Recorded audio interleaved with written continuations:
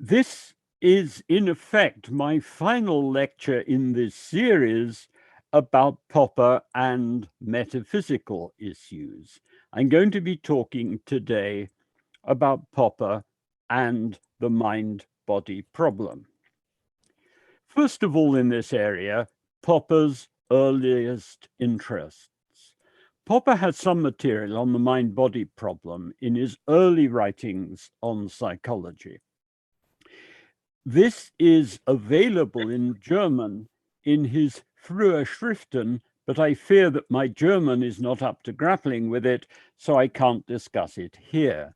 A French translation is available, but I understand that it's a partial one, and apparently an English translation is in the course of being prepared. Popper got interested again in the mind-body problem in the early 1950s. There was discussion in his seminar of work on this in this field, in particular of the ideas of a biologist called Katz. In addition, Popper wrote a certain amount on the topic of the mind-body problem. This included some critical discussion of neutral monism, some of which was later incorporated at my suggestion into Popper's contributions in The Self and Its Brain. At that time, Popper published only 2 short notes about the mind-body problem, which are in his Conjectures and Refutations. In these, he suggested that physicalism was not able to do justice to the higher functions of language. Popper has often written about an approach to language which he based on the ideas of his teacher at the Pedagogical Institute in Vienna, the psychologist Karl Bühler. Bühler argued that in human language, 3 different functions were often to be found superimposed on one another. First, expression, in which something simply expressed that it is in a particular state. Second, communication, in which over and above expression, there's communication to something else. For example, the particular cries of an agitated bird may communicate distress to another member of the same species. Third, there is description, in which something is conveyed which may be true or false as a description. This is certainly the case in respect of people. It is likely to be the case in respect of some animals, and there are also the interesting claims that have been made about the so-called dance of the bees. To these, Popper argued that there was a further argumentative function to language. That's to say, as relating to the proffering of an argument and to questions of its validity or invalidity. In his Of Clouds and Clocks, Popper indicated a much wider concern with the mind-body problem. In addition to his critical engagement with what he there called the nightmare of the physical determinist, he also took up and addressed what he there called Compton's problem, namely, how was it that abstract issues, such, for example, as his promise to give a talk, could have a significant effect on the behavior of the person in question. In addition, Popper was concerned with the way in which the physical world was transformed by our theories, including most dramatically in the case of nuclear weapons. His concern with this was here with the issue, how, as it were, metaphysically, can we understand that such a thing can take place? Various of Popper's papers discuss themes relating to the mind-body problem. There's a variety of material that's relevant to it in his objective knowledge, but he tackled it most fully in his contributions to The Self and Its Brain. This was a sort of collaboration between Popper and Sir John Eccles, a Nobel Prize-winning neurophysiologist whom Popper had known from their time together in New Zealand. both Popper and Eccles were dualist interactionists, and Eccles had got Popper to agree to write a book with him on the topic of the mind-body problem. However, there were some important differences between their views. Their contributions to the book were written separately, while the only real interaction between them was in a series of edited discussions, which actually took place prior to their writing their more detailed contributions to the book. I had the probably unenviable task of editing the transcript of that material for inclusion in the book. Popper has described himself as a dualist interactionist, although not really as a Cartesian, in the sense that he thinks that there are mental states rather than there being a mental substance. However, he has importantly also described himself as a pluralist rather than as a dualist. And his views on the philosophy of mind have been wittily summed up by David Miller along the lines that Popper's theory of World 3 serves to redress the balance between the first and the second worlds. What's this all about? Well, the idea is this: if you think of World 2 as simply being qualia, then this seems really pretty small beer if compared to the whole of the physical world. Whereas what Miller is getting at is the way in which, on Popper's account, a key role of the second world is to have World 3 as an intentional object, and to be the way in which the realm of our abstract ideas can make an impact on the physical world. Although, of course, once we've grasped World 3 ideas, it's possible then for us to write them down and instantiate them and to build, say, computer programs which, in effect, then put them into operation within the physical world. That's to say, in Popper's view, while qualia exist and cannot be accounted for satisfactorily in physicalist terms, the key thing to bear in mind is the role or function of the human mind in relation to the role played by plans, theories, and ideas.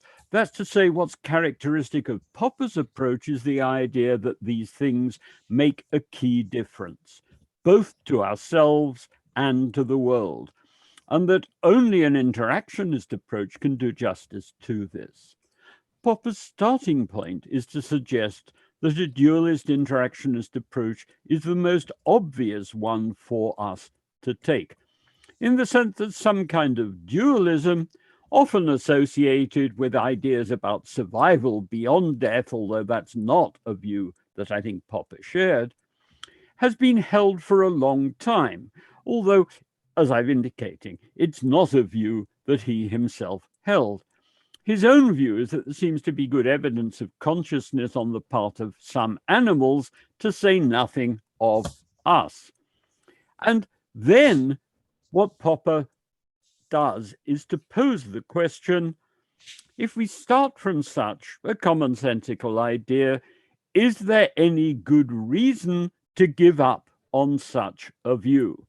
And note the parallel here with his arguments about determinism. That's to say, we were discussing these last time, and noted in passing the way in which his tactic in relation to these is typically to say, well, we tend in commonsensical terms to think that we have responsibility for things, to think that we have free will, and the big push towards determinism was under the impact of successful deterministic physical theories, which shifted us.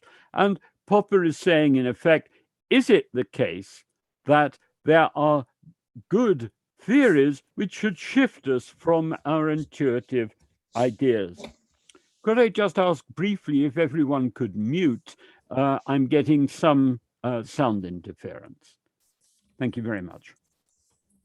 Now, Popper, it seems to me, advances two different lines of argument in The Self and Its Brain. On the one hand, he fends off arguments that have been offered against the cogency of dualist interactionism.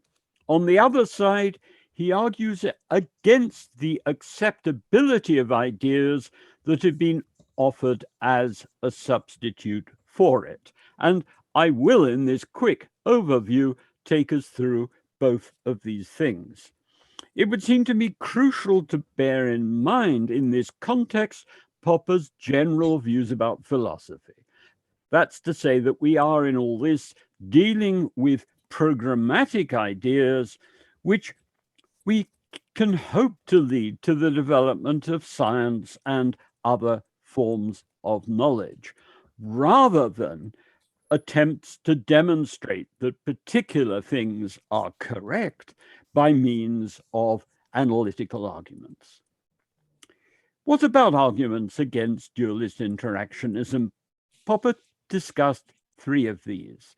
First, it's argued that different kinds of things can't interact. And so if there were physical things and non-physical things, well, they just couldn't interact. Popper's response, which seems to me very attractive, and I think it's cogent, but you may think that I'm wrong, is basically to say, how do the people who advance such an argument know that this is true? I mean, they can assert it, but for it to be any good as an argument, they need to do more than that. It is on the one side not the case that we have to hand a tight theory about causality that is so cogent that it would rule this out. While we have lots of examples within physics, say, of things which certainly appeared to be different and which interacted. Clearly, with the development of physics, we might argue that in the end, there was unification of our theories. My understanding of the situation is that we are not at a point where we have a single unified theory in physics, and certainly we seem at the level of physics, as things stand at the moment, to be in a situation where there is pluralism there. But at the very least, it was possible to argue before we knew that there was just one single kind of thing, that there were different sorts of things and that they could interact with one another. That's to say, it's not clear that there was any reason against the prima facie acceptance of interaction, or that there has in the end only to be one thing or one kind of theory. Someone may be able to advance arguments for this, but it's not obvious that they've advanced telling arguments to this effect. Second, it's argued, but the physical world is obviously causally closed. To this, however, again, it might be said, well, you claim this, but is this something we're supposed to know? Now, someone could say, well, this may be suggested by our current physical theories, but it's not clear that they're able to give us an adequate account of various different phenomena relating to us. And so one could well imagine that even if our current physical theories don't allow this, one might say, look, we could well expect that as we're going to have to develop better theories in this area, they may make things rather easier. Notably, there are problems about what looks like the close interconnection between mental phenomena pertinent to human action and our physical actions. So to assume the case against interactionism looks like begging the question. Although obviously enough, this simply keeps the option of interactionism open rather than demonstrating that interactionism is actually correct.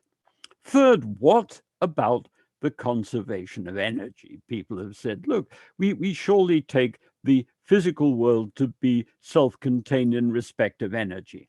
This is an interesting point, but given that we could well be dealing with probabilistic phenomena, it's not clear that we would be in a position to detect interaction here. This, while it seems to me true, looks a little bit like hand-waving. I mean, what one's got in these areas is basically the notion, well, that you can't at the moment rule it out. But it's useful in this context to go back to wider issues about reduction and critical rationalism that I've talked about in the earlier lectures. From a critical rationalist perspective, we need to take science, and indeed current science, seriously, but to bear in mind that it is fallible, and that it's perfectly in order for us to develop programmatic ideas which are at odds with current science, if there seem to be good reasons to do so. Although obviously we need to bear in mind that we will need, if we do so in due course, to suggest and in detail how current science might be adjusted to accommodate them. So the broad notion here is, yes, there are issues that are being raised which one has to take seriously, but on broad methodological grounds, they don't seem to be definitive. And we will a little bit later see that, at least on the face of it, there may be grounds for investigating these things quite seriously, just because the alternatives to dualism look as if they have got some big problems of their own. But it's also important to take seriously, too, Popper's argument about scientific reduction and the fluffing up of Plato's beard. That's to say that if we wish to undertake reductions, they need to be scientific reductions rather than just finding ways of avoiding talking about awkward phenomena. And that if reductions are to be attempted, then an important service will be undertaken by developing, to the greatest extent that we can, knowledge of what currently cannot be explained in purely physicalistic or purely reductive terms. We should thus fluff up World 3 and World 2 rather than, as Smart, who I've referred to in earlier lectures, seems to me to have done, trying to pretend that they're not there as distinctive phenomena, or to the degree to which they have to be admitted to diminish their significance. That's to say, Popper's argument seems to me to be that one should creatively explore these things and then maybe try and attempt reductions, but that unless you have the creative exploration first, you're liable not to get the sort of fruitful reduction which would be a real achievement. So far, it seems to me so good, but there's a problem here which relates to a more general criticism that's often made about dualism. It is that what has happened here is a kind of fending off of criticism in a somewhat negative manner, that amounting to say, you can't show that we're wrong, which, while true, isn't a strong position to hold. In addition, it can be argued that a key problem about dualism is that it has not said anything that's particularly illuminating about the mind. There is a risk that its defender's case amounts to saying there is stuff that you haven't explained so far, which is not much of an argument, while not saying anything about these things in positive terms. I'll return to this at the end of the lecture because it seems to me that a dualist should programmatically try and take up these other kinds of issues and try to explore what might be said about the mind-body problem by concentrating on the mental parts of it, as well, of course, of seeing what has been done by investigating physical mechanisms. Let me now turn to alternatives to dualism. Traditional alternatives to dualism were physicalism and various kinds of what could be called dualist non-interactionism. I should have said alternatives to interactionist dualism. The problem with physicalism is that it simply appears to be false. That's to say, while our physical knowledge has advanced in striking ways, it's simply the case that there are qualia and there are world-free phenomena with characteristics which the development of scientific knowledge seems to have got no handle on at all. The sort of eliminative materialism which Feyerabend and Churchland have favored in this area might indeed be true. But until we have something on the table which indicates how qualia can be the subjects of fact-correcting physicalistic explanations, and explained indeed in physicalistic terms, there seems to be no argument that it is actually true. It seems to me also worth spelling out something which often doesn't really seem very clear.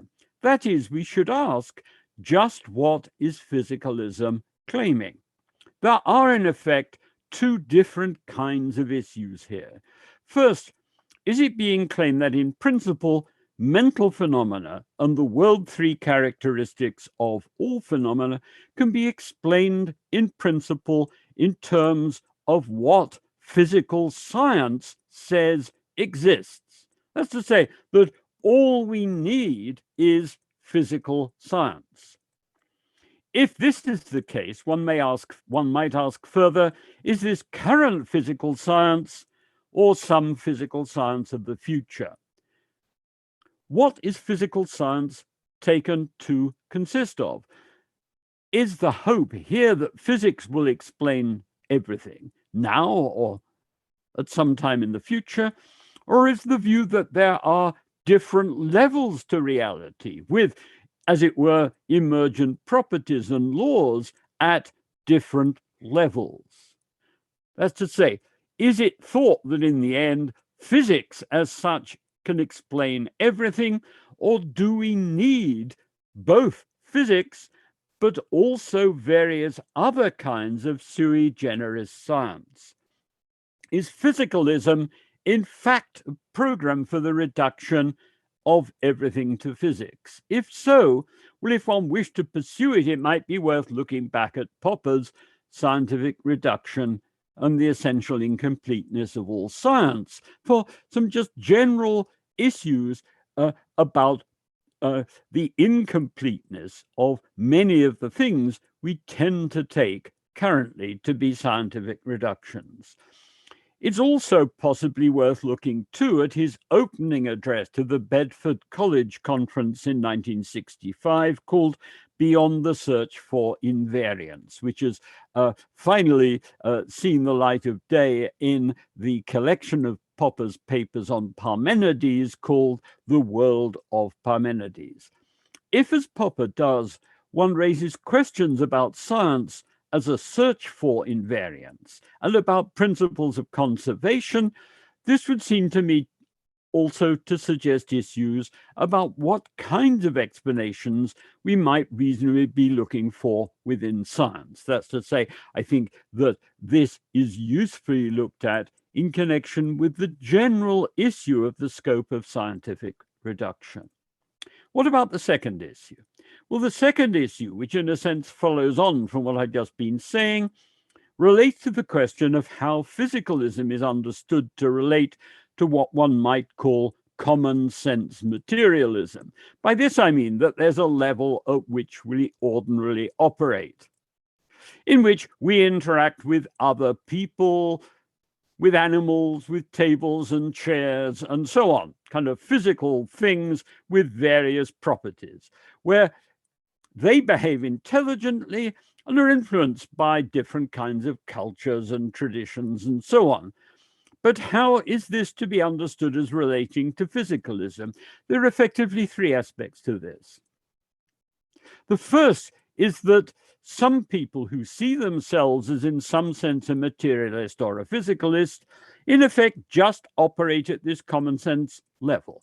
And it's worth noting that this fits with the kind of approach that Gilbert Ryle appeared in some ways to be taking in his book, The Concept of Mind, where he was suggesting that mental phenomena might be cashed out in terms of dispositions and dispositions to linguistic behavior.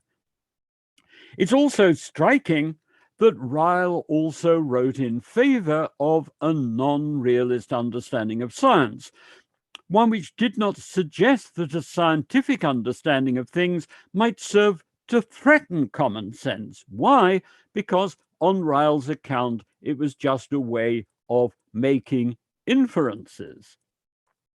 The second aspect of this stuff is, do we expect that in due course we'll be able to explain the common sense world in which we operate in terms of science?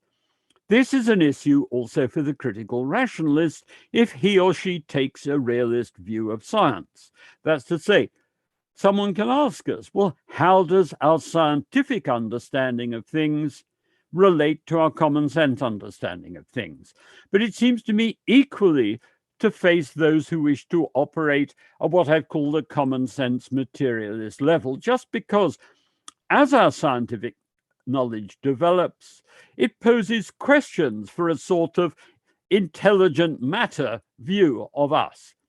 It was thus the Cartesian picture of science, with the physical world as really just operating by bumping into things, that opened up the mind-body problem in the form in which we are familiar with it. And while clearly our understanding of the physical side of this has changed, that there is an issue about the relationship between our minds, our intentions, the human side of things, and the body taken as it's described by science is still very much with us. And it seems to me, for example, that some strands in feminist criticism, which really say, well, the Cartesian view was a mistake, are just misunderstanding quite what the problem was. It wasn't a bad theory of a philosophical theory of Descartes.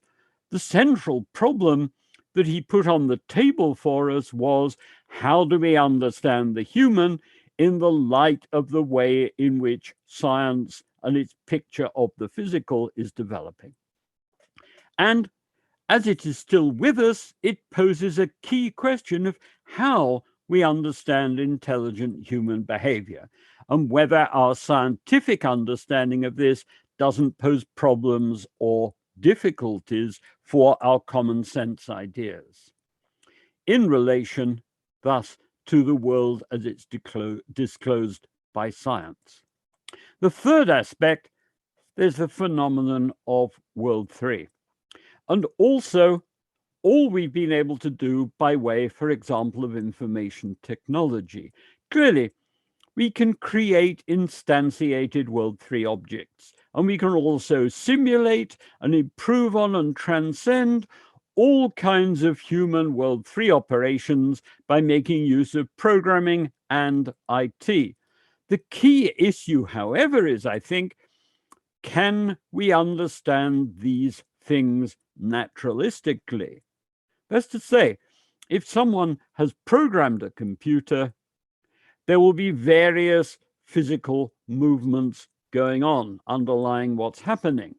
But the key task, I'd have thought, for the physicalist is to explain how this can have come about by way of the kinds of things that operated at the time of the Big Bang. Because it's, for them, it is in the end all just physical stuff.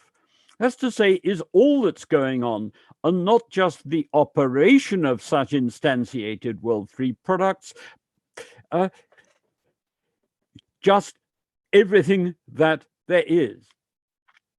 Can all of this be explained in purely physical terms? This, it seems to me, leads us back to something akin to the old issue of the argument from design. This was well known in the past as an argument for the existence of God. And it's striking that David Hume, who was in religious terms a skeptic, didn't deny that there was design in the world. He just argued that it was hardly of the character that one would expect from God, or as I think Woody Allen put it at some point, that God appeared to be something of an underachiever, if just on the basis of the evidence of design in the world. A key intellectual move made by Darwinism is to have explained how what had looked like design could in principle have come about as a product of randomness and selection. The physicalist, it seems to me, owes us an account not just of how human intelligent behavior can, say, be simulated and surpassed using IT, but also of how our capacity to achieve this could have come about in the world as described and explained by physical science. It seems on the face of it to require a Darwinian-style explanation of the capacities that are involved, and also then an account of how these fit into our understanding of the physical world. That's to say, in the end, is everything to be explained, including these things, just in terms of physics and the early distribution of initial conditions? Or are we faced with emergence and interaction within the physicalist picture of the physical world itself? Let me turn now to dualist non-interactionism, and first of all here to epiphenomenalism. One possibility of a dualist non-interactionist view is epiphenomenalism. That's to say, there's a kind of one-way causality from the physical to the mental, to consciousness. If you take this view, two problems arise.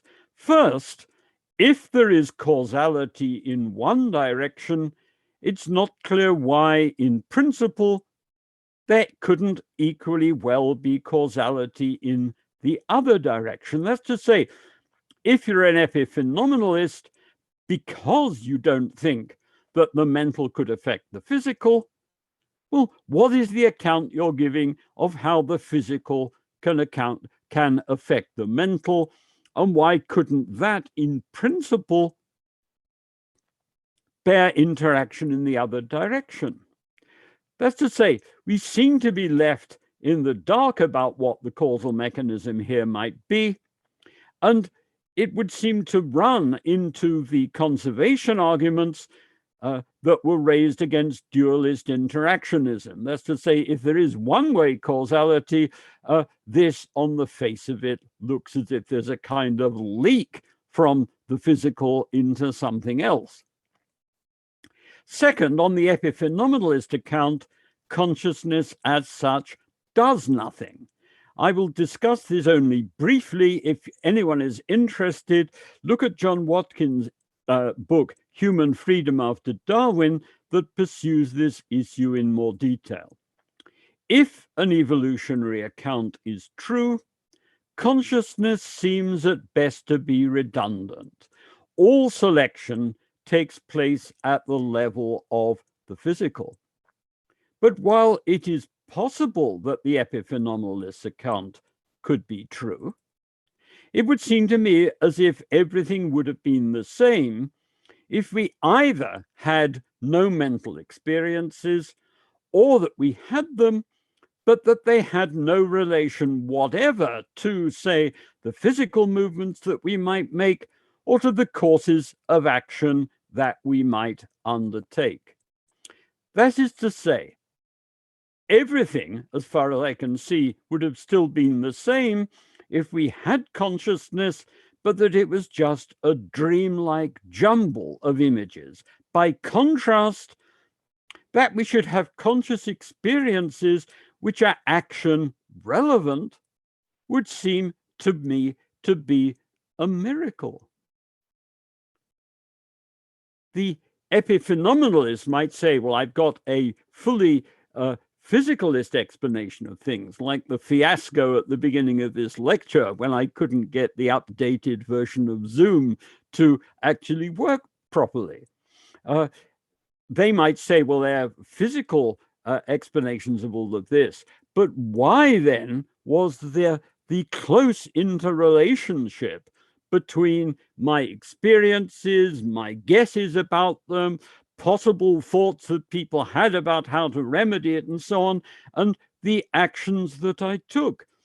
As far as I can see, from an epiphenomenalist perspective, all of the physical changes to the world, to the computer and everything would have happened in exactly the same way if I'd instead been off on some kind of erotic fantasy, or if possibly I had been seeing things like the sort of clouds that I used to see when many years ago, to extract teeth, the dentist would give you a nitrous oxide mix. I used to have these. I actually enjoyed going to the dentist because I used to have these beautiful kind of rainbowy cloud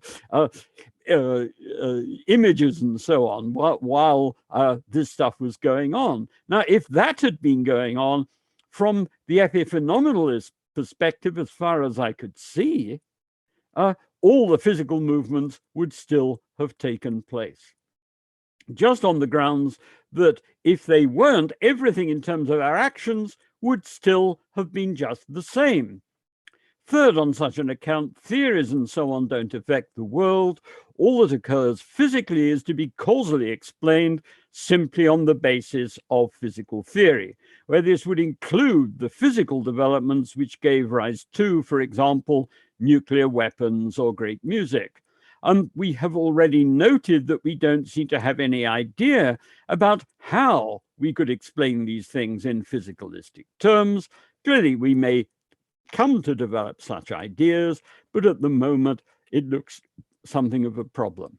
Next, dual aspect theory. This is the kind of view that one gets in Spinoza. That's to say, matter is seen as having both inside and outside aspects to it, but where it's only when it reaches the degree of complexity of ourselves that the inside amounts to anything. That's to say, to our conscious experience. There are a couple of problems about this. First, on the one side, it looks as if the attribution of consciousness to inanimate matter simply appears to be gratuitous. I mean, if I pick up a mug and bang it, the idea that there is some physical inside process going on there, I mean, there's nothing to stop someone imagining that this might happen. There seems to be no reason to suppose that it is actually the case. On the other, the difficulty is that in a theory such as this, what really counts is the physical. That's to say, once again, the conscious experience side of things could have been just a jumble and everything would have gone on physically just in the same way as it did before. Next, identity theory. The identity theory is a view largely cooked up in Australia. It seems to me very strange. On the face of it, if one was asserting an identity between the mental and the physical, between mental states and physical states, one would be claiming that each have one another's properties, and we would, in fact, be back at a kind of dual aspect theory. Australian identity theorists, however, tend to combine a claim about identity with a downplaying of the phenomenal, with a downplaying of, as it were, the mental side of things. One might see it as perhaps best approached by way of considering again the work of Gilbert Ryle. To see what's going on here, one needs to go back to an odd kind of physicalism, one which took the view that the mind-body problem could be largely resolved if one took the mental to be a mistaken manner of speaking about various forms of human behavior or potentials for human behavior.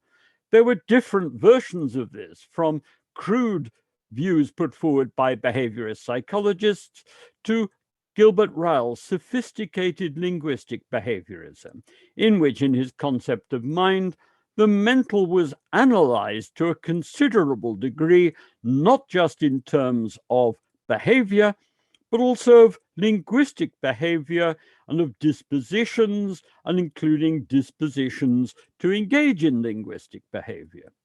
Ryle was able to have an interesting go at this, but two things are worth noting.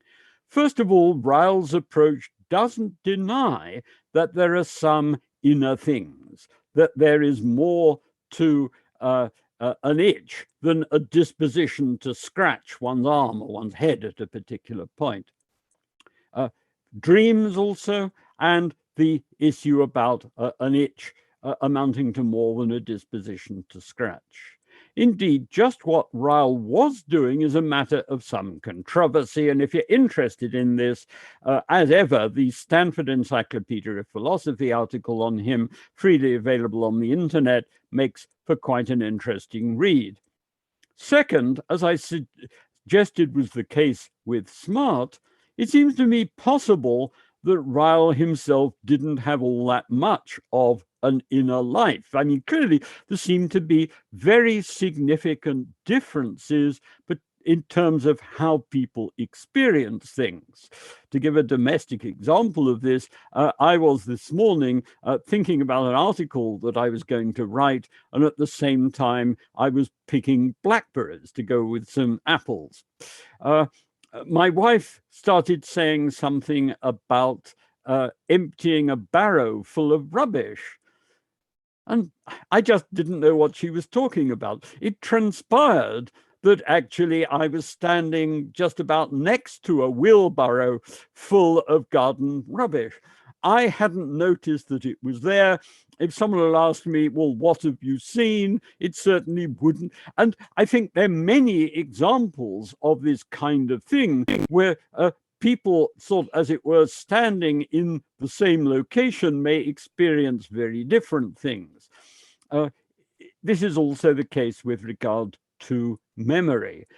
My memory tends to be dispositional and verbal with rather weak images.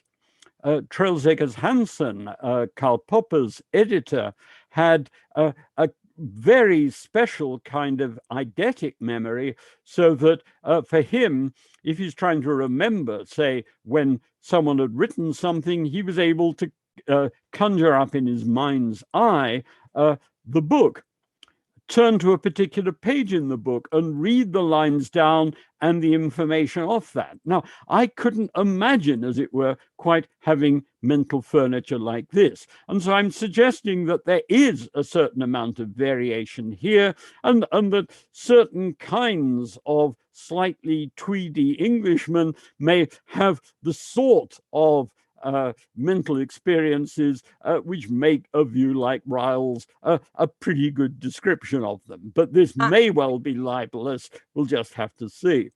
Jeremy, if I may interrupt, I got a call from John Saldino that is in the waiting room. Well, I will quickly stop sharing the screen and see if I get any information on this. Just a second. All right.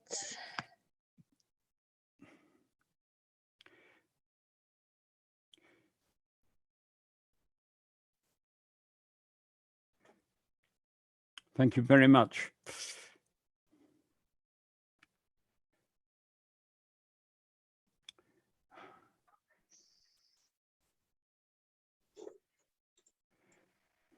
Yay! Okay, sorry, we're recording you at the moment, so I'm just going back to. Thanks quite a bit. I just couldn't get in. Yeah, thanks. Yeah. Well, there is a story about that. I have to try to.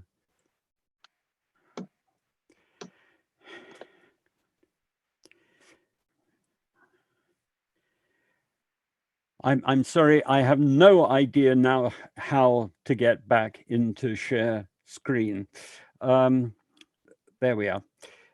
It should be green at the bottom. Well, I'm sorry, the problem is that Zoom isn't running. I was asked to download an updated version, and as I've had before, I couldn't then actually run it, and so I'm running it through my browser, which gives me only limited possibilities. Let me continue. Third, I think there's an oddity if one sees such an approach as physicalistic, for it's concerned not with what physics says is there, but with explanation at a kind of behavioral level, the relationship between which and hard science seems a bit murky. The Australian identity approach seems to me to take over many aspects of Ryle's agenda. That's to say, while Smart seems to disparage the significance of qualia as such, much of what he and others who pursue this view get up to looks to me to involve a variety of ingenious ways of discussing mental processes and their relation to the physical, let's say to brain states, without actually facing up to what it is that they're talking about. That's to say, things which prima facie have properties which we have no reason to attribute to physical objects, and which, if we are to get rid of them, seem to me to need to be eliminated after the fashion of fact-correcting explanations, rather than just by asserting some mysterious notion of identity. And these fact-correcting explanations, again, need to be of real explanatory value and to work out, rather than, as they seem to me to be doing, to ignore what the issues really are. It takes me back to Popper and the ignoring of body lice in Vienna. A few more recent developments. Daniel Dennett, in his highly critical review of the self and its brain, says, amongst other things, that Popper doesn't engage with a lot of contemporary work on the mind-body problem.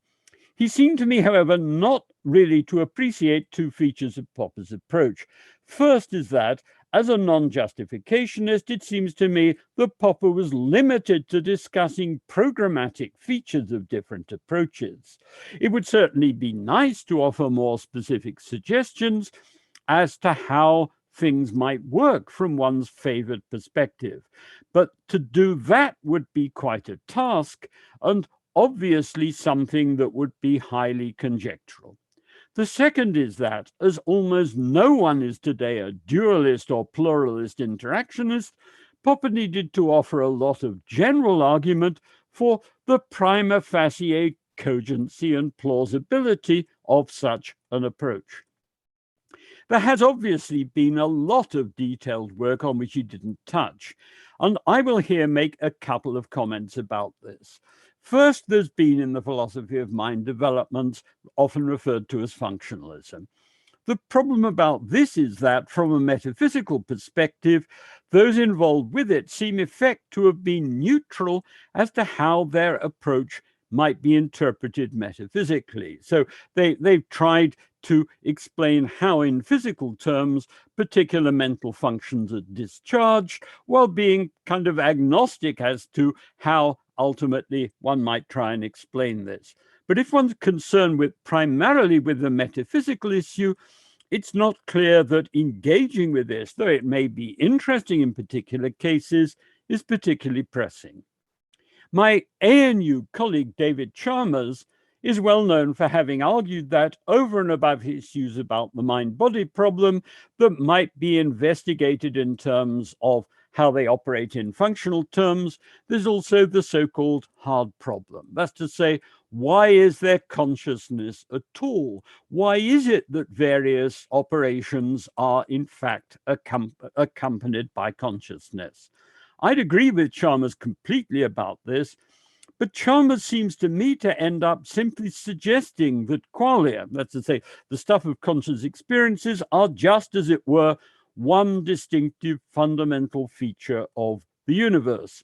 While I'd be inclined to take a Popperian approach to suggest that we should look at them in terms of a Darwinian approach, emergence, and the idea that the physical world is causally open. But if it is the case this would suggest that there will be limits to the fruitfulness of trying to explain everything in purely physical terms. Although, as Popper has also suggested, trying to attempt reductions is a good way to go methodologically. In The Self and Its Brain, Eccles offered some striking speculations about empirical evidence for interaction. I don't think that Popper was himself committed to Eccles' ideas. There were also other differences between them. Eccles himself was closer to a purely Cartesian view in the sense of taking the approach that it's only humans that are conscious. And indeed, lurking behind Eccles' approach, there seemed really to be religious ideas about a soul and its survival, while Popper is perfectly happy with the idea of animal consciousness and of consciousness as something that has gradually evolved. Popper's approach would seem to be one of genuine emergence. That's to say, that there are now, on the face of it, things around that were not around at the time of the Big Bang, and which can't be fully explained in physical terms. But there's more.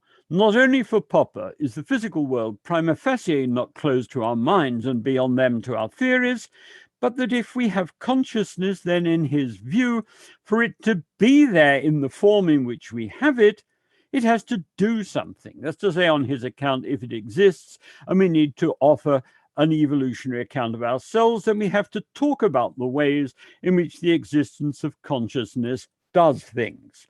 Obviously, we have only to approach this in the same kind of way in which we might approach other kinds of evolutionary explanations. And there may be all sorts of things where it's perfectly plausible that they are there, but where they have played no distinctive evolutionary role. But if that's the case, something needs to be said about this. And it's that kind of thing which it seems to me Popper directs us towards.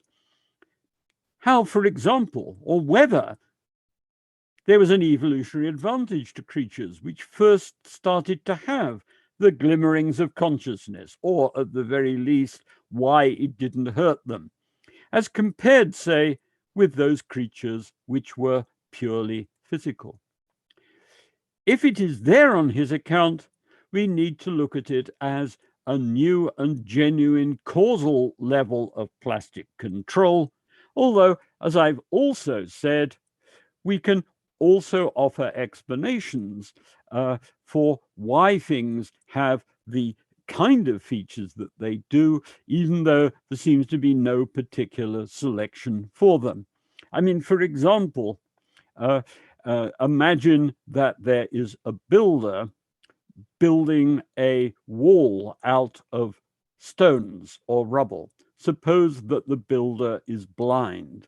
The builder may be able to pick the stones or rubble out in such a way that they build the wall in a perfectly adequate manner. What is more clearly, it will also be the case that the stones will have a certain kind of color. What is odder is if the stone's color appears to be something that is significant. For example, if the wall is one outside a public house and the stones pick out a glass of foaming beer or something like this, not something that he's selected for, but then this becomes a kind of oddity or miracle as to why it's like this, rather than there just being blotches of color there. What is to be done? Well, in my view, if people are interested in a critical rationalist approach, there are three important tasks.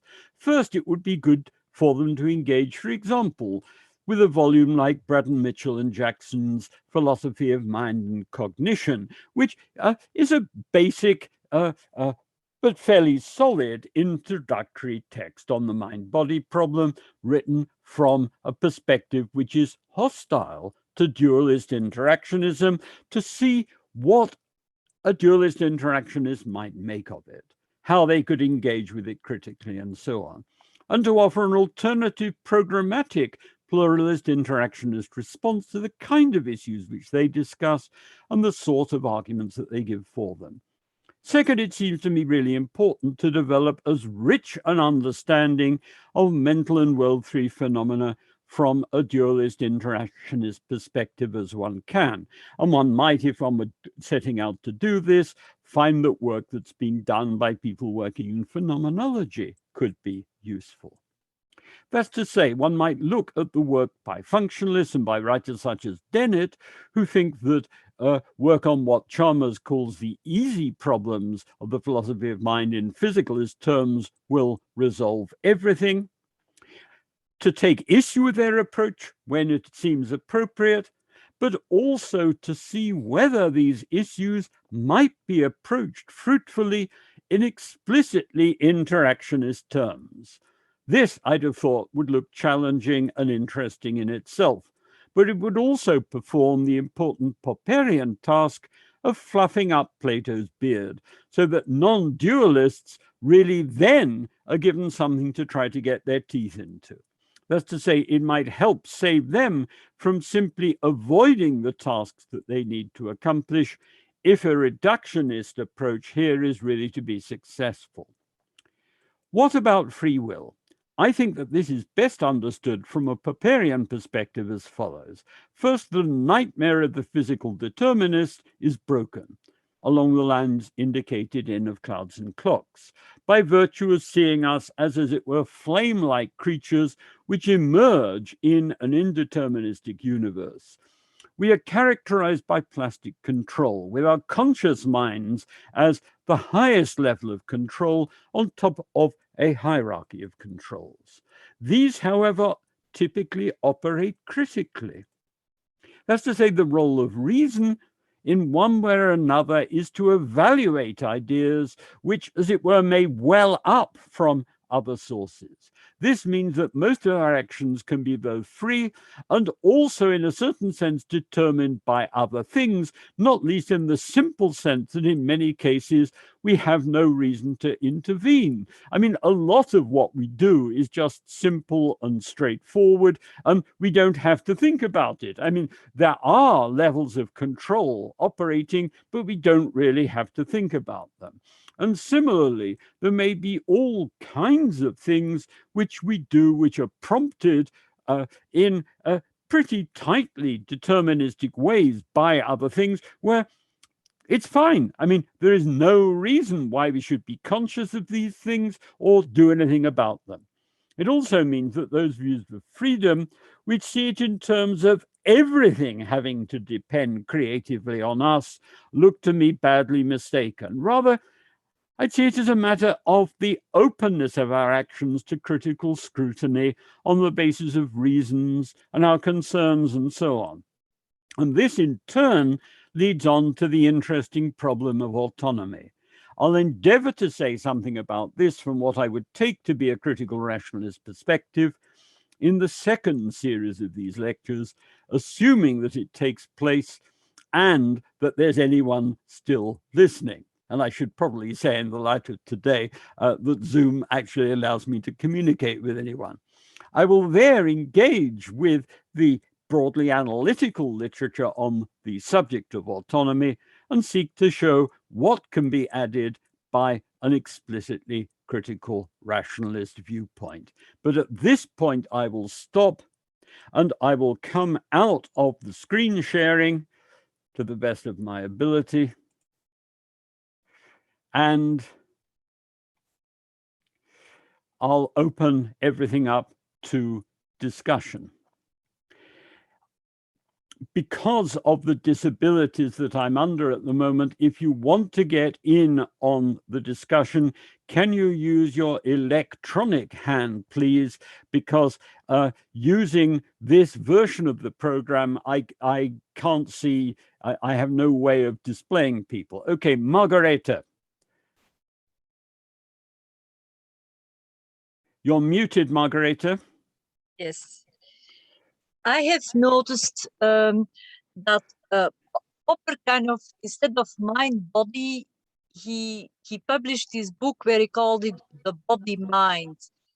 And now in the Eccles, the book with Eccles, I noticed he used the two expressions, but I was just wondering whether you ever had a discussion with him, whether it was the body mind or the mind body. No, I think it's I think it's really I mean his view, I guess, is that bodies come first. Yeah. So that's the reason, because I was trying to understand why he insisted on saying body mind. So yeah, I don't think there's any big deal. Okay. So I'll let other people ask a question before I do my other one. Yeah. Okay. People to ask a question need to indicate using their electronic hand. And I've got Ulrich next. Yes, thanks. Sorry, somehow my camera doesn't work, but anyhow, I think you can hear me, right? I can hear you, certainly.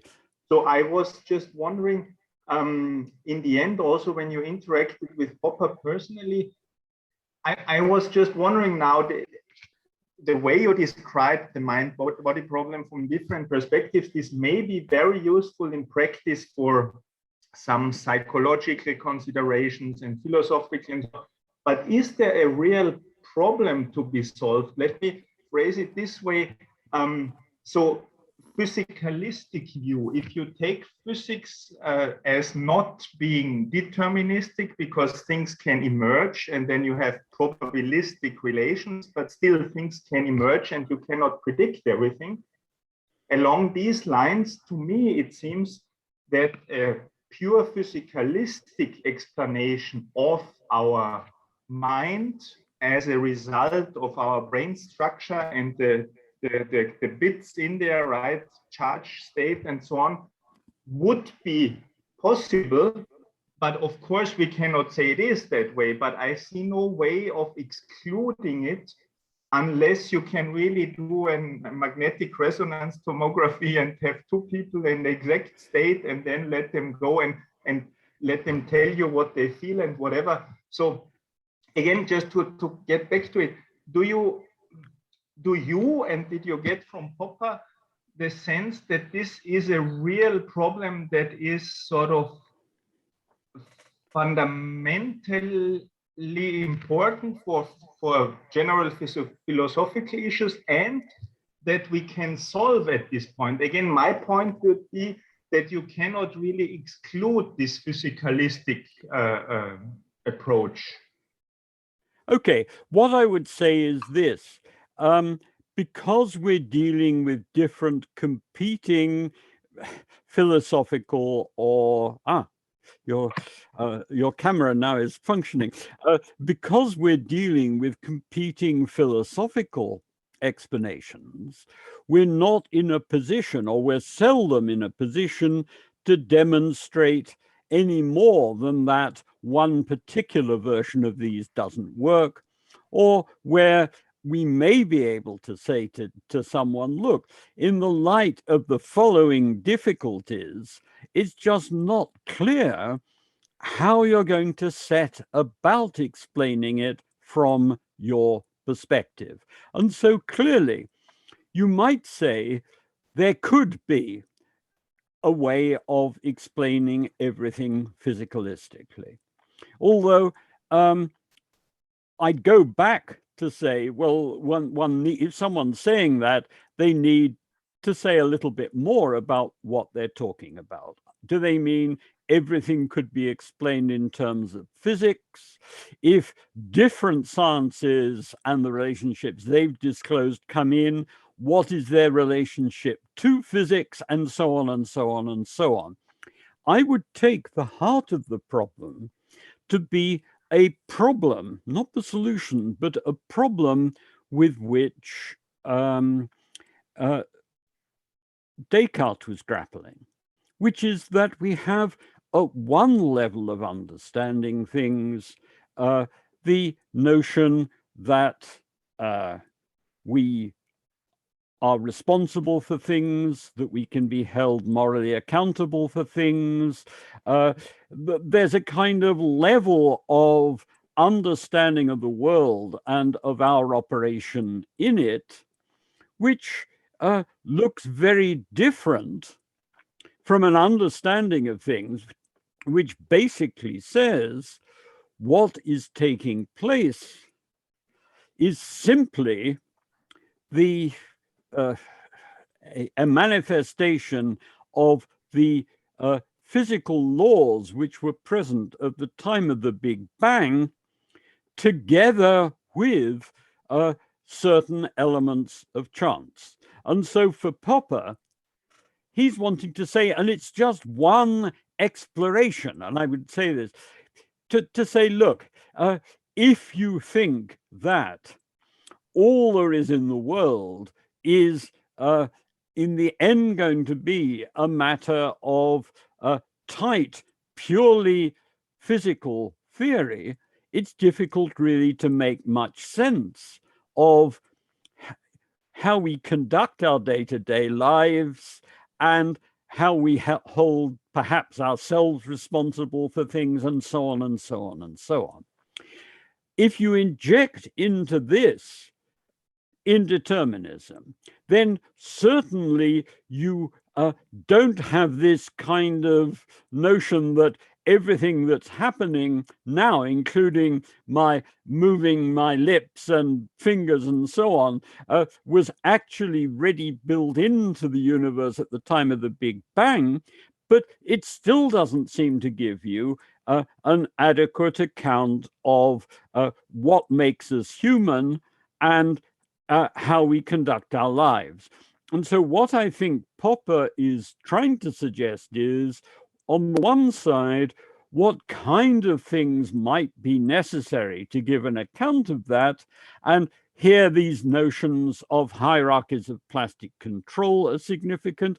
And then also there's this highly speculative idea of the notion that the physical world is open, and you could say is open both at the level of the sciences themselves, that, as it were, different kinds of things and relationships may be studied in chemistry, in biology, in the kind of stuff that you're doing, and where it's not obvious. I mean, it may be the case, but it's not obvious that all of this is just, in a sense, a rather sloppy way of doing various bits of complicated physics.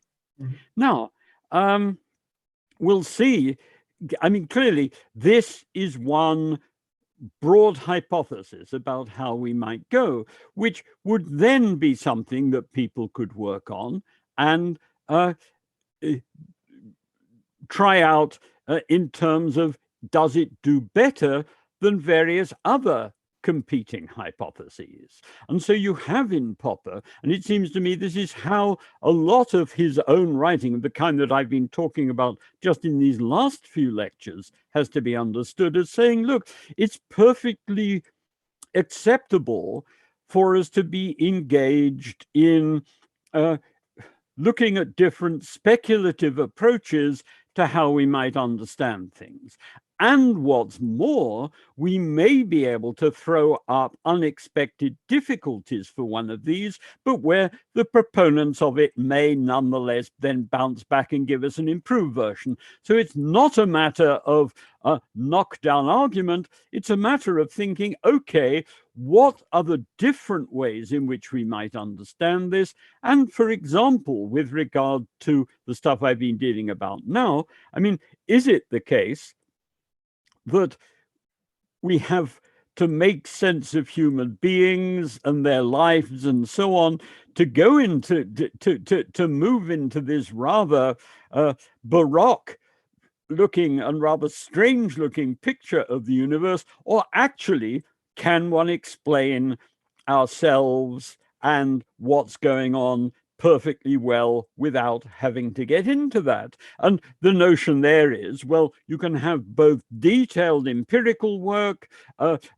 detailed work in terms of seeing whether actually a certain explanation in principle does deliver the goods, but also you can get a certain way by way of trying to set out what the current state of broad argument is about these things. So that's why I think the approach as a whole is of value.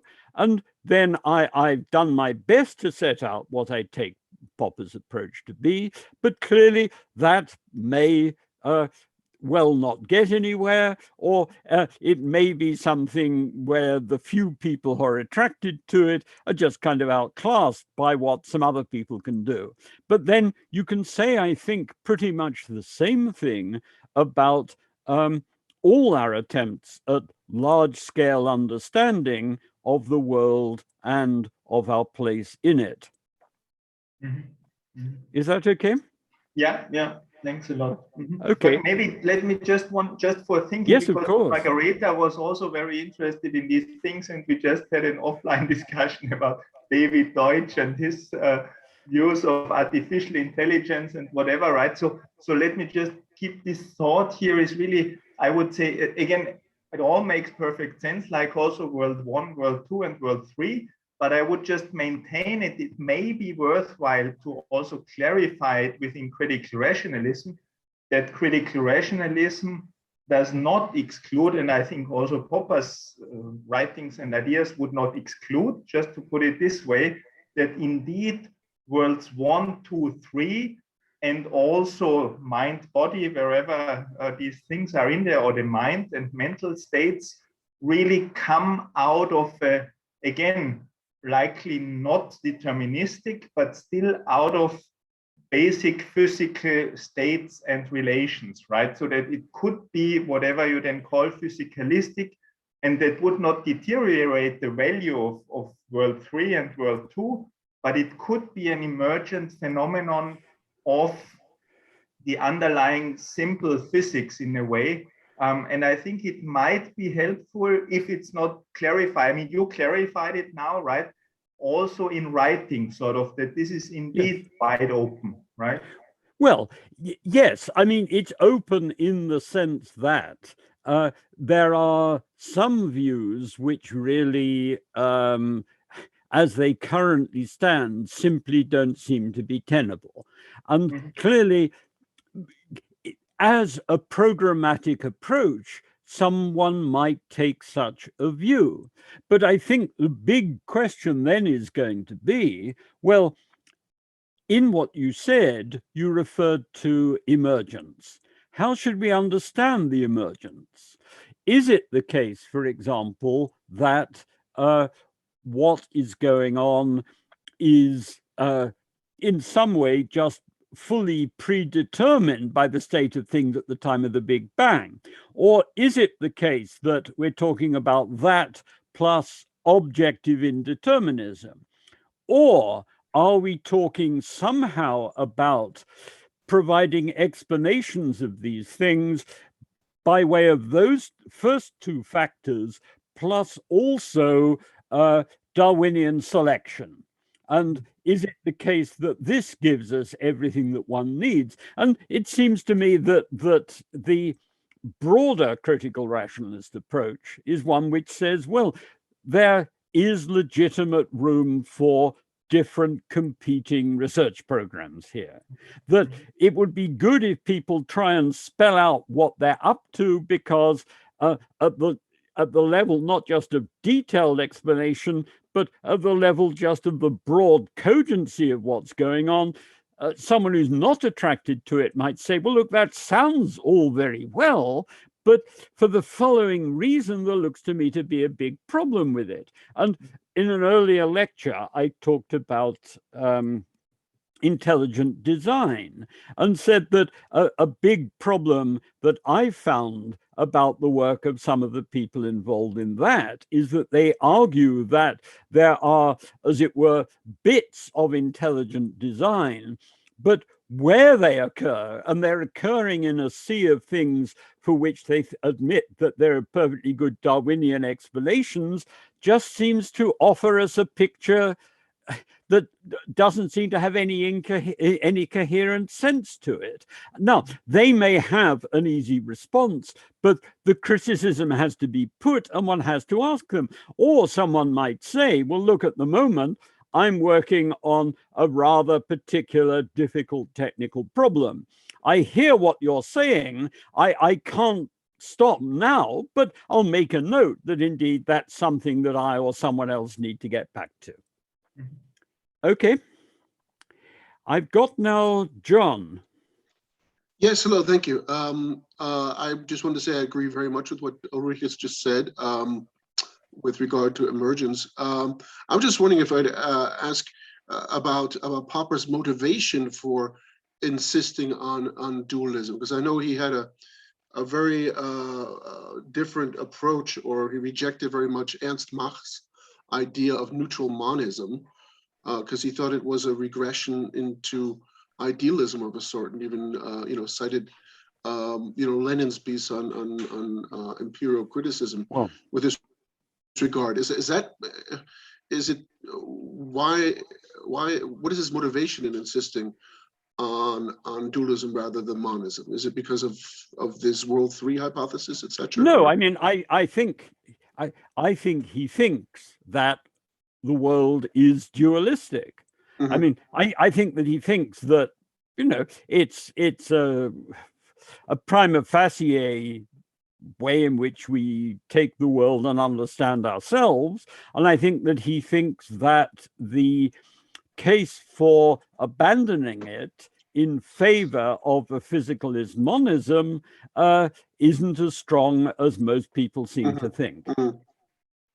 But what I would say is I take the heart of a Popperian approach to be, look, what we should do is identify problems, develop interesting speculative theories about them, and then put them up for criticism and development. And the theories will often, in a sense, be programmatic, in the sense of saying, well, if I'm right about this, then we should be able to explain this kind of phenomenon in the following terms. And where I would take it, that there are typically various arguments that people put forward as to why, in their view, a particular program looks something that's fruitful or something that it would be worthwhile having people work on. They might equally say, well, I think there's the following really very telling argument as to why what you're suggesting doesn't make any sense. And then clearly someone who favors that program should see if they can respond to that. Mm-hmm. And this is the kind of thing that I was concerned with in this lecture, just in a certain sense explaining what some of the options are, what some of the arguments have been, and why I take it Popper favored one particular programmatic approach. And do you know if he ever responded to Dennett's criticism? No, but I don't think Dennett actually, I mean, in my view, Dennett didn't really understand what Popper was up to, in the sense that I take it that what Popper was doing was developing a broad argument at a programmatic level, something which is important in two ways. I think from Popper's perspective, a lot of people take a particular kind of physicalist approach, say, or a particular kind of epiphenomenalist approach, and it's not that clear that they have actually faced what the broad problems and objections are that someone might raise against it. And so the implications of it. Yeah, and as it were, why it just doesn't, it's not to say that work that's done by people taking such an approach may not be fruitful and interesting, but as to why it doesn't seem to them to be to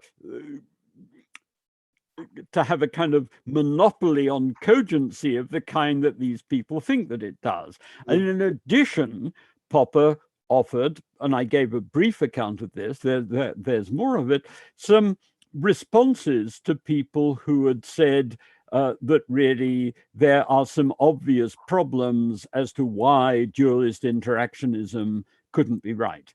And I wanted to say, no, I mean, this isn't me. It's my here reporting on Popper's arguments, saying in effect, no, there are actually some perfectly good responses to these things, and where basically we do best if, as ever, there's a kind of programmatic, pluralistic competition between approaches, both with people doing particular kinds of detailed work, but also of setting out what they're trying to do in programmatic terms, and then conducting arguments about it, just because if someone spots that there is a problem about the program that people are trying, then they may have to modify that program, and that may then make a significant difference to their more detailed work.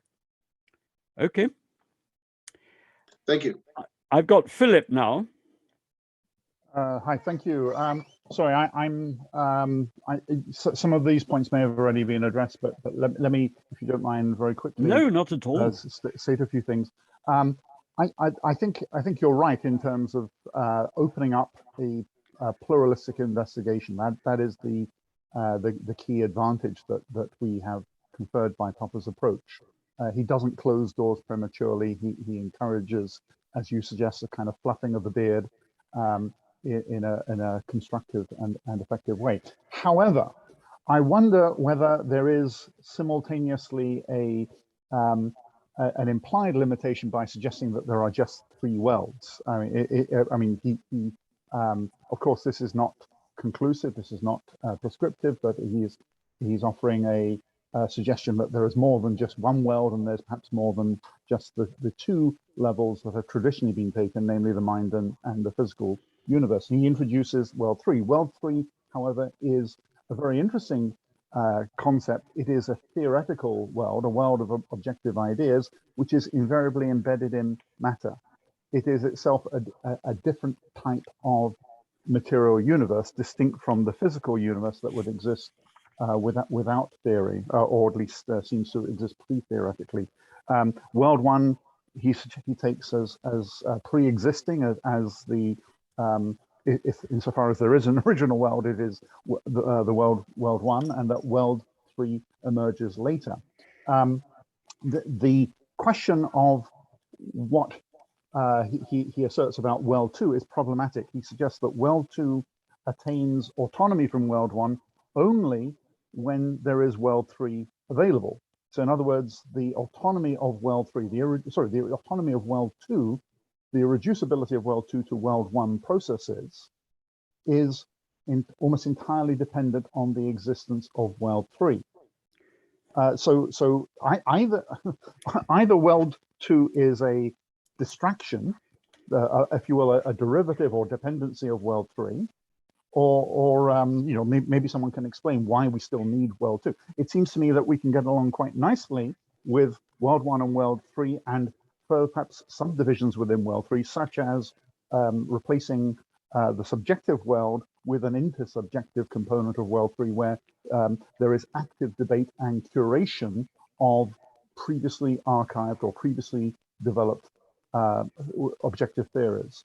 I was going to make one other quick suggestion, which is that while you may eschew determinism, at least at this stage, physical determinism, there is a sense in which you, through plastic control, have a kind of logical determinism within ideologies. You have a set of commitments to objective world three standards that individuals make, or that groups perhaps are socialized into, and that to a very substantial extent you can have, through the downward causation of these ideas on human action, you have a competing logical set of determinants. So let me well, can I step in, because I disagree with the assumptions from which you're arguing all through this.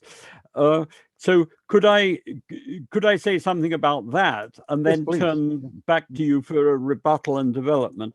I mean, first of all, for Popper, World 3 is quite often embodied, but he also wants to say that it exists in unembodied forms which are grasped by human consciousness.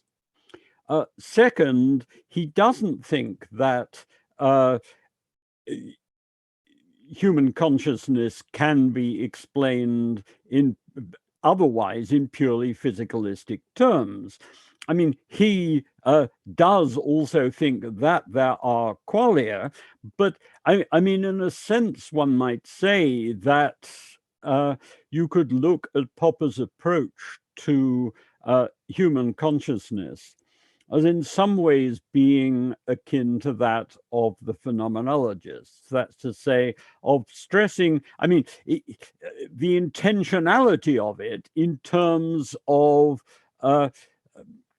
picturing things, grasping things, working with models of things and so on, so that there is the features of the psychology as such, but where its key role, I think he wants to suggest, is in terms of grasping stuff and giving us an additional level of control, which in which we're able to do things which we can't do in respect of our purely embodied dispositions. I mean, that's to say a key element for Popper is going to be that we may do things, we may have expectations, but if we suspect there's something wrong with them, we both need to kind of articulate those things and to concentrate consciously on what might be going on and so on. So I think it has a functional role, and that for Popper I would see as playing a key part, but where at the same time there is also what it is, and this seems to be something that goes beyond purely the physical. The last point, and then you come back and zap me on this, is this stuff about control. Look, someone may favor a particular ideology. Suppose someone is a Marxist. Suppose that they are interested in explaining fascism or authoritarian governments. As you'll be well aware, the standard tool that they tend to have recourse to is what Marx said about Louis Napoleon and the kind of autonomy that the state might have under certain social conditions. I mean, I needn't go into the details of it, but all that this does is gives a Marxist programmatic ideas out of which they might try to produce an explanation of the detailed phenomena that they're dealing with. It's closely akin to the Cartesian approach, which basically, if shown a modern clock, would presuppose that behind the workings of this, there's essentially a clockwork mechanism. Now, how that's to be explained is going to be a matter of innovation. The programmatic stuff just sort of suggests one way in which they should be looking for explanations, but it certainly doesn't determine what explanation they'll come up with. Now, I'll stop and throw back to you. Well, so I would throw back in your direction. Yes, there is a kind of grasping after a Platonic world of ideas in themselves, if you will. that doesn't exist in materially embodied form, and perhaps mathematics is one of the examples he uses. But there is also a very clear statement by Popper when he introduces the concept of world three, when he introduces the concept of objective knowledge, that it is knowledge that human beings have put through their labor into other material form, architecture being art, being another form. So we become aware of ideas as they are materialized. We do not become aware of ideas. Well, we have our own subjective thoughts, perhaps. That's no. I don't think that's right. I mean, it's certainly the case that for Popper,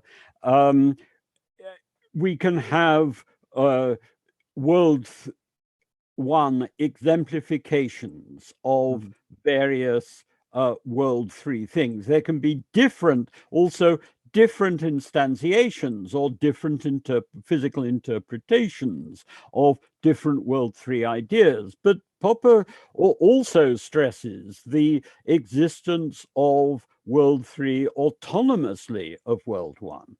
Well, yes, but it is autonomous in the sense that it is not simply explained by physical laws. No. For him, it exists. It also exists independently. But although it's not Platonic, just on the grounds that it's kind of generated by the consequences of ideas that people might have or come up with. So but you're well aware of the thought experiment you went in, with knowledge without a knowing subject, where you can recreate prior knowledge, often through the physical traces. Sorry, say that again. Can you not hear me? I can hear you now. Yes. Sorry. Okay. So you're aware of his thought experiment in epistemology without a knowing subject. Yeah. With the idea that you can recreate a previous pattern of thought by perhaps a civilization that no longer exists by looking at the architecture, the books, perhaps the computer programs. There is a dependence. That is all true, but what I'm saying to you is, over and above that, in Popper's view, world three also exists in forms that aren't physically instantiated. He holds the possibility that there is that. No, I mean I don't think there is an indication in his. Well, I mean, there is a theoretical possibility, but not an example. No, I just let's put it this way. I don't disagree with you about the notion, about the idea that world three is instantiated in important ways. It is, I mean, after having worked with him on this stuff, and I'm sure that it's also to be found in print, it's, I think, very clear that he thought that it also exists in non-instantiated forms. And now, there is a question about this, and I did bring it up in an earlier lecture, which is that if you're talking here about the way in which particular ideas may have implications that no one has understood so far, this would seem to me to be relative to the rules of inference that you're using. But it's still going to be the case that all sorts of things, and not just mathematical ideas, but all sorts of ideas will have such consequences which haven't yet been thought through. I mean, there may be all sorts of consequences, for example, of what I've said in the lecture, where someone says, Jeremy, this is complete nonsense. And they may say, you've actually contradicted yourself or whatever, and may then grasp things which Popper thinks exist in some way before they've been grasped, which are then drawn to our attention and so on. Yes, and I think mathematics is his best example of this, where there can be all sorts of unforeseen and as yet uncomprehended, unidentified implications of earlier mathematical formulae. And so that is true. And to that extent, you can say that mathematics exists in a purely abstract form, a non-materialized form.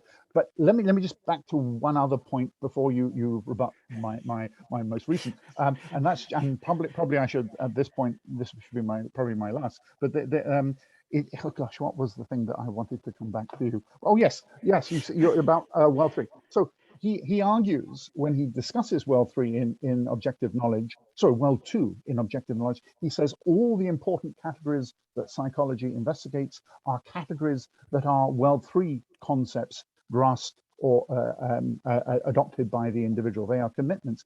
The concept of family, the concept of self, the concept of, etc., etc. These are World 3 conceptions that order the alleged psychology of individuals, the alleged World 2 of individuals. World 2 cannot exist, according to Popper, as an autonomous world without the existence of World 3. Well, I don't think that he says that. I mean, the first part of what you're saying seems to me to be fine. But it's also the case that for Popper, there are, I mean, there are qualia, as it were, that there's the redness of red and so on. And then also the someone's identity, they grasp it in many respects as an intentional object. And the grasping of things as an intentional object is a psychological or a World 2 action. So it's supplying the content, but what is doing the stuff is our consciousness. But I think even on the matter of individual identity, Popper says something which faintly resembles what Marx had said, which is that we establish our own identity in contrast or always in relation to others. It's invariably relational. Yes. It's not a matter of World 2. It's a matter of our situation. Yes, but sorry, I've clearly just not put my point sufficiently clearly, which is that for Popper, it is human psychology is grasping various World 3 objects, so that if you want to investigate someone's notion of identity, then what you need to do is to pay attention to the fact that certainly at certain points, they are consciously grasping certain kinds of World 3 objects. They are entering into dialogue with other people about these, that one Goth says to another, that isn't really a Goth thing to do, and so on. So it's not, I think, that Popper is saying that World 2 doesn't exist, so much as that it plays a key role in the grasping of theories, in the grasping of these other things, and that it's a mistake to treat what is being grasped just as a World 2 object. Okay, I should probably let others come back in. So no, that's fine. But I mean, you and I may disagree on this. I tend to think of World 3 as a very interesting concept, and as indeed autonomous and irreducible to World 1. I suspect that without World 3's existence, World 2 could be almost entirely reducible. It is the irreducibility of World 2 is due to the existence of World 3. So, well, but I will leave it at that. I just indicate we're in disagreement about this, but thanks very much for raising it. It's really a good issue. Now, I've got what may be old or new hands from either Margareta or Ulrich. Do either of you want to come in, or is this just a ghost of your... Margareta, go first, but my hand is new also, yes. Yeah. So, Jeremy, I think your exchange with Philip is a beautiful example of the white elephant in the room. So, Philip, I think you're in a different gestalt than Jeremy, and that's the reason you don't fully grasp what Jeremy is saying, and maybe vice versa. And so the white elephant is the discursive processes, and Jeremy, I thank you for your review, because you really showed how Popper is pregnant with this idea that he doesn't really talk about it except in this cryptic language about the discourse, the argumentative function being important and separate from the descriptive function, and then he never further develops it. And now to get back, dus what is missing here, that is the linguistic sign, and that is the semiotic triangle about which pairs talk, and there is an entire industry, intellectual industry, that discusses how we interact with linguistic symbols, and it's all over the world that people are working on it. And so it's our relation with language. And I'm always thinking about World 3 as the artifacts, with one category being the linguistic symbols. And all our knowledge about the physical reality, that's all via texts that physicists wrote in the beginning of the 20th century. And they all were talking and listening and writing and reading. And that is the reason we have those texts. And that, I think, is the argumentative function that Popper is talking about. And so I'm surprised that he doesn't bring that up. Or maybe he does, but we're not seeing it because he's not using the right words. So, Jeremy, and I think you have written also a paper on that, on the importance of the publishing industry in terms of getting ideas out in society. Okay, I'd say two things. I mean, first of all, I think that Popper, I mean, in some respects, Of Clouds and Clocks seems to me to be the most impressive thing that Popper put together on the mind-body problem, but that it was a lecture, and that when he wrote The Self and Its Brain, he was very much not at his best. And I mentioned before that it was happening at a time when his wife was desperately ill, when he had to move away from his house, when he was saying to me, I think really because of stress, that while he could engage with different particular pieces of the work that he was doing, he really found it very difficult to keep an overview of the entire argument in front of him. And I think that what effectively all of this means is that if people were interested in developing his approach, they would probably need to go back to look at various different things. I mean, it's striking, for example, that as far as I can recall, he doesn't say anything about plastic control in The Self and Its Brain.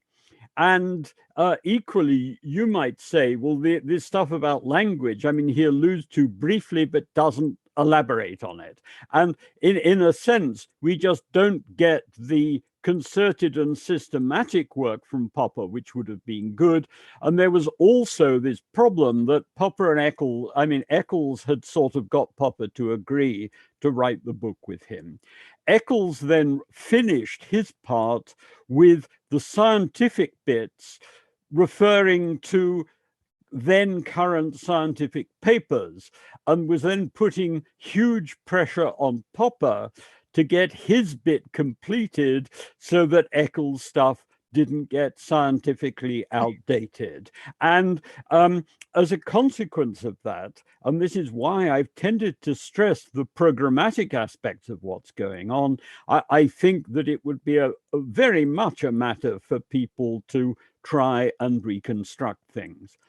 At the same time, and this goes back to an issue which was mentioned before, but which I couldn't really elaborate on. I've suggested that really the three world stuff for Popper is a very rough and ready division. I have a feeling that in the manuscript of Knowledge and the body-mind problem, but I can't remember if it's in the final version. He says, you know, you could talk about the way in which the second world had a kind of its own version of a sort of partial world 3 as intentional objects, and you can make other subdivisions. And I've talked with Barry Smith, who's interested in work that's been done by phenomenologists of this, said, yes, you know, there's been a whole lot of work, but it's clear that Popper himself wasn't just, was saying in effect, this is a useful division to make. He's not in the business of giving a kind of full description of the possibilities. I'd also say that my good friend Ali Pear, who is a diligent critical rationalist, but also a devout Shiite Muslim, says,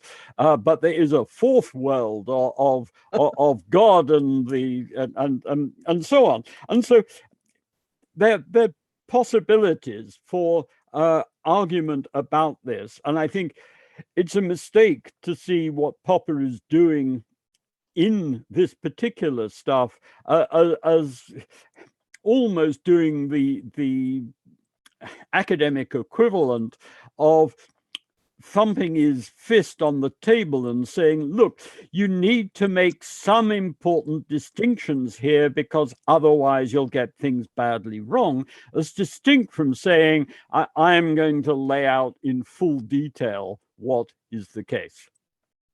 Sorry, I've gone on a bit. Moderator, do you want to come back or not for now? No, you've touched on all the points that I was thinking about, and you said beautifully, it's work that needs further attention, and it's something hopefully some of us will do after your excellent lectures.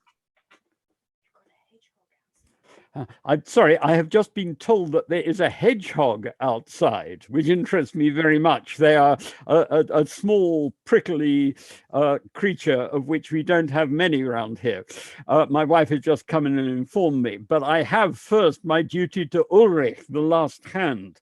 Yes, many thanks. I'll not keep you long. I hope you can still find the hedgehogs out there. So just very quickly, I think with what you said in the end, yours is based on a lot of knowledge. Mine is just on reconstructing that. I would fully agree with you that also when you look at the unended quest in the beginning about not going after essentialism or so, right, that Popper himself would agree that one should not overestimate this world 1, 2, 3. And to me, it's really sort of an orthogonal thing, right? If you have this irreducibility or so, to me, it's really just a matter of useful categorizations, more or less necessary, but certainly useful. But I would again maintain that it's not, one cannot exclude that physically you might be able to explain everything. And then actually it would be reducible to world 1, but still it would be useful to have worlds 2 and 3 for operational things. And if it were not physically, then you would have metaphysically, whether it's God or whoever else, right, that would come in from the side and feed into world 3 or world 4 above it, and into world 2 also. What we dream at night might be influenced by non-physical things. But I think that's sort of an orthogonal argument rather than saying it has to be irreducible or whatever. Well, I think it's a programmatic argument suggesting one way of looking at things that Popper thinks is plausible and defensible is this. There are clearly people who take different views, and he's engaged in critical argument with them. It may turn out that Popper is completely wrong about this. Whether he can be completely wrong about it and it's still, as it were, somehow saving our self-understanding of personhood and responsibility and so on would be quite an interesting matter, and one would just have to see. But these are obviously open questions, but one on which there's contestation. Is that okay for now? Thank you all very much. I apologize for the disaster at the beginning of the lecture. I will try to get this new version of Zoom actually working properly before next time. And next time I'm going to be traveling in an area where I suspect Philip may know rather more than me, because I'm going to be talking about Popper and Marxism. And I know this is an area in which Philip has a great deal of knowledge, and I look forward possibly to be being corrected by him then as well. Thank you all very much. May I offer anybody who wants a copy of my book? I can send a PDF if you want. I'm more than happy to do that. And Benish, which book is this? The Viennese Socrates, the 2012, on which Right. deals with my view on Marxism. So it's benish@lbc.edu. And Well, I'm more than happy to send it. Philip, send me an email and I will put that in the notes that I'm sending round, that people have to contact you to get that. Thank you very much. Okay, all the very best. Thank you. Thank you so much. Thank you.